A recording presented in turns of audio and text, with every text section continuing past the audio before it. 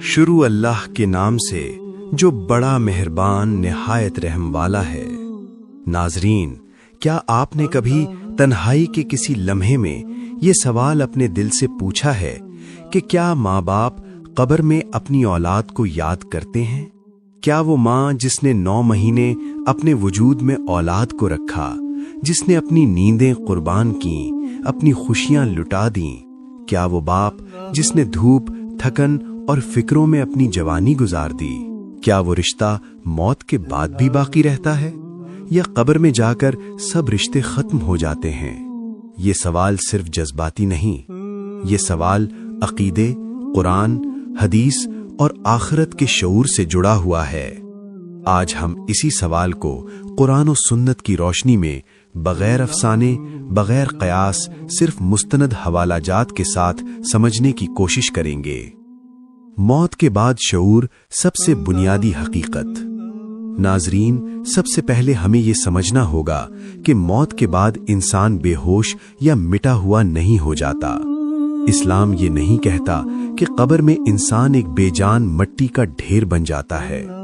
اللہ تعالیٰ قرآن مجید میں فرماتے ہیں، سورۃ المومنون آیت نمبر 99-100، حتی اذا جاء احدهم الموت قال رب ارجعون لعلی اعمل صالحا فیما ترکت کلا انہا کلمۃ ہوا قائلها ومن ورائهم برزخ الی یوم یبعثون۔ ترجمہ: جب ان میں سے کسی کو موت آتی ہے تو وہ کہتا ہے، اے میرے رب، مجھے واپس لوٹا دے، شاید میں نیک عمل کر لوں۔ ہرگز نہیں، یہ تو ایک بات ہے جو وہ کہہ رہا ہے، اور ان کے آگے ایک پردہ ہے قیامت کے دن تک۔ یہ آیات ہمیں بتاتی ہیں کہ موت کے بعد برزخ کی زندگی ہے، شعور باقی رہتا ہے، انسان حسرت، خواہش اور احساس رکھتا ہے۔ ناظرین، قبر کی زندگی نہ تو دنیا جیسی ہے اور نہ ہی مکمل بے خبری اور خاموشی والی۔ رسول کریم صلی اللہ علیہ وسلم کا فرمان عالی شان ہے کہ قبر یا تو جنت کے باغوں میں سے ایک باغ ہے یا جہنم کے گڑھوں میں سے ایک گڑھا ہے۔ سنن ترمذی حدیث نمبر 2460۔ جب قبر میں نعمت یا عذاب ہے تو یہ بغیر شعور کے ممکن نہیں۔ کیا مرنے والے زندوں کو پہچانتے ہیں؟ یہاں سے اصل سوال شروع ہوتا ہے۔ رسول اللہ صلی اللہ علیہ وسلم فرماتے ہیں کہ جب مردے کو قبر میں رکھا جاتا ہے اور اس کے ساتھی واپس جاتے ہیں تو وہ ان کے جوتوں کی آواز سنتا ہے۔ صحیح بخاری حدیث نمبر 1338، صحیح مسلم حدیث نمبر 2870۔ ناظرین، اگر مرنے والا آواز سن سکتا ہے تو شعور موجود ہے، اور جب شعور موجود ہے تو یادداشت کا دروازہ بند نہیں ہوتا۔ والدین کا رشتہ صرف دنیا تک محدود نہیں۔ ناظرین، اسلام میں ماں باپ کا رشتہ محض حیاتیاتی نہیں بلکہ روحانی، اخلاقی اور دائمی ہے۔ اللہ تعالیٰ فرماتے ہیں، سورۃ الاسراء آیت نمبر 23، اور تمہارا رب فیصلہ کر چکا ہے کہ تم اس کے سوا کسی کی عبادت نہ کرو اور ماں باپ کے ساتھ حسن سلوک کرو۔ یہ حکم صرف دنیا کے لیے نہیں بلکہ یہ رشتہ آخرت تک پھیلا ہوا ہے۔ قبر میں والدین کو فکر کس چیز کی ہوتی ہے؟ ناظرین، احادیث سے یہ واضح ہوتا ہے کہ قبر میں انسان کو سب سے زیادہ فکر اپنے اعمال اور اپنے انجام کی ہوتی ہے، لیکن یہ حقیقت بھی ہے کہ اولاد کے اعمال والدین تک پہنچتے ہیں۔ رسول اللہ صلی اللہ علیہ وسلم فرماتے ہیں کہ جب انسان مر جاتا ہے تو اس کے اعمال منقطع ہو جاتے ہیں سوائے 3 چیزوں کے: صدقہ جاریہ، علم جس سے فائدہ اٹھایا جائے، اور نیک اولاد جو اس کے لیے دعا کرے۔ سنن ترمذی حدیث نمبر 1661۔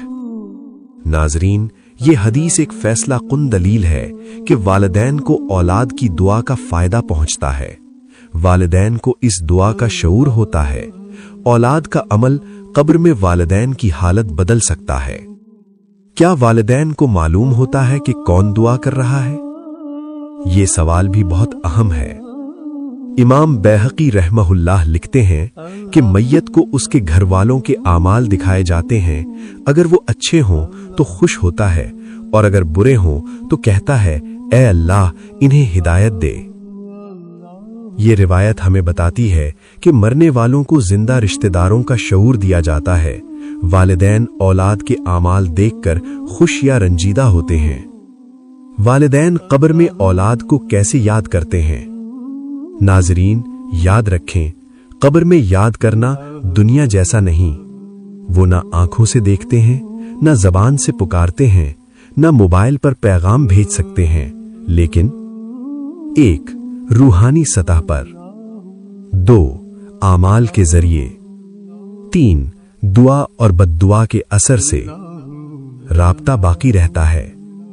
रसूल करीम सल्लल्लाहु अलैहि वसल्लम का फरमान है, इन्नल्लाह लयरफ़उ दरजत लिलअब्दि स्सालिहि फिल जन्नह फयक़ूलु या रब्बि अन्ना ली हादिही फयुक़ालु बिस्तिग़फ़ारि वलदिक लक।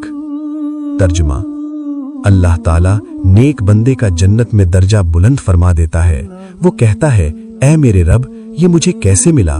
तो फरमाया जाता है, ये तेरे बेटे यानी औलाद के तेरे लिए इस्तिग़फ़ार की वजह से है। सुनन इब्न माजा हदीस नंबर 3660। सोचिए नाजरीन, एक माँ कब्र में है और उसकी औलाद रात के आखिरी पहर उसके लिए दुआ कर रही है, तो वो माँ बेखबर नहीं रहती। अगर औलाद गुनाहों में मुब्तला हो, ये हिस्सा दिल हिला देने वाला है। इमाम कुर्तबी रहमहुल्लाह लिखते हैं कि बाज़ औक़ात मैयत को जिंदा रिश्तेदारों के गुनाहों से तकलीफ पहुंचती है। इसीलिए सालेहीन कहते थे, हम अपने माँ बाप के साथ कब्र में भी एहसान करते हैं या जुल्म? क्या वालिदैन औलाद के लिए दुआ करते हैं? नाजरीन, ये सवाल भी बहुत पूछा जाता है। बराह रास्त कोई सही हदीस मौजूद नहीं कि वालिदैन कब्र में औलाद के लिए दुआ करते हैं, लेकिन उलमा फरमाते हैं कि दुआ का दरवाजा जिंदों के लिए ज्यादा खुला है। मरने वाले अपने हाल में मशगूल होते हैं, मगर अल्लाह चाहे तो उन्हें दुआ की इजाजत भी दे सकता है। यानी नफी नहीं मगर ताकीद जिंदों पर है। नाजरीन, अगर आप वाकई जानना चाहते हैं कि क्या माँ बाप कब्र में औलाद को याद करते हैं, तो जवाब ये है, हाँ याद करते हैं, मगर दुनिया जैसे नहीं, बल्कि आमाल के जरिए, दुआ के असर से और रूहानी शऊर के साथ। नाजरीन, अगर आपके माँ बाप दुनिया से जा चुके हैं तो उनके लिए सबसे कीमती तोहफा ये है, 1. उनके लिए दुआ, 2. उनकी तरफ से सदका, 3. कुरान खानी, 4. अपने आमाल की इस्लाह, क्योंकि आपका एक सजदा आपकी माँ की कब्र को जन्नत का बाग बना सकता है। नाजरीन, कब्र खामोश जरूर है मगर बेखबर नहीं। वहां मोहब्बत भी पहुंचती है और नाफरमानी भी। आज अगर आप जिंदा हैं तो फैसला आपके हाथ में है कि आप अपने माँ बाप को कब्र में सुकून भेजें या हसरत। अल्लाह ताला हमें अपने वालिदैन के लिए दुनिया में भी रहमत और कब्र में भी रोशनी बनने की तौफीक अता फरमाए। आमीन या रब्बुल आलमीन।